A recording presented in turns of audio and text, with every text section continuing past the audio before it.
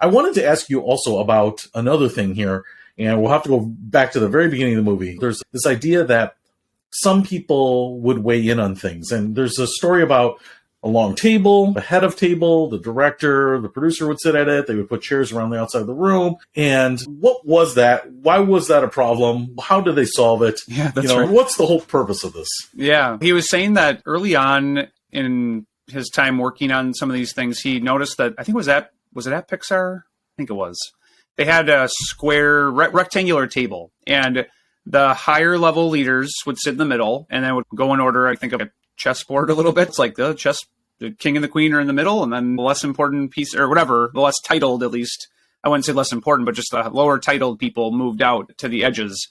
And he was just saying how he noticed that basically as soon as one of the leadership spoke up and gave their thought, it made it pretty hard for anybody else to give their take. And even the visual component of being in the middle of the table made others feel as though they were less a part of the conversation. They were on the edge of the table. They were on the corner. They didn't have an equal stake on that. And kudos to Ed for realizing this. And he was like, I came in the next day and I said, get rid of that table. Okay, we need to make it more of I think it was more of a square or round. I think they did a square, but the concept was everyone has an equal seat. And let's actually visually communicate that. Everyone has an equal seat at the table.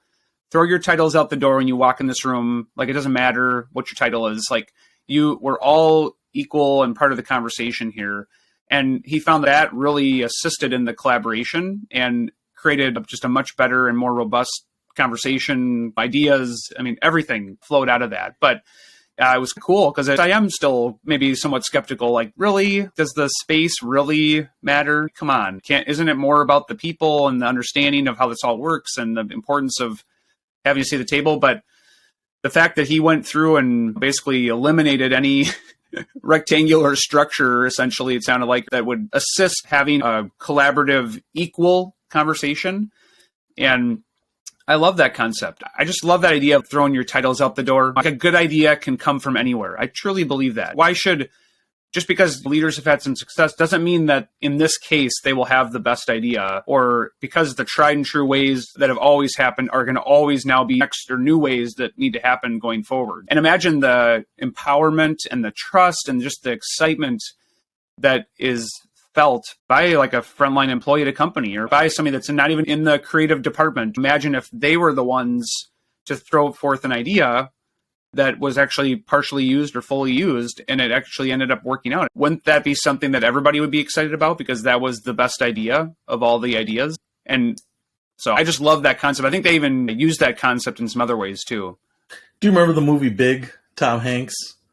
Yeah. He's a kid that gets big and then goes and works at a toy company. And it's just, I don't get it. Why is this fun? And it just reminds me of that. They don't know he's a 12-year-old, but he's turning the company around because you got all these adults that think this is the formula for making a fun toy and not just what is fun. Yeah, so I totally agree. And I like it. I did sympathize with that because there have been a number of times I've been in meetings where there isn't enough room and you're sitting on a chair against the wall. And it's not like anyone says it, but it's if you want to speak up and you want to say, hey, here's a thought. And then the people sitting at the table kind of pivot around and look at you. It's almost like, it's like you're almost put on the spot in some ways. You know what? It doesn't have that free form type of conversation that I think you really need to stay creative, to feel like you're collaborating, to just speak your mind. And this was, I think, the big problem is he was just saying the people that were on the furthest end of the table would speak less. The people sitting around the edges would speak the least, if at all.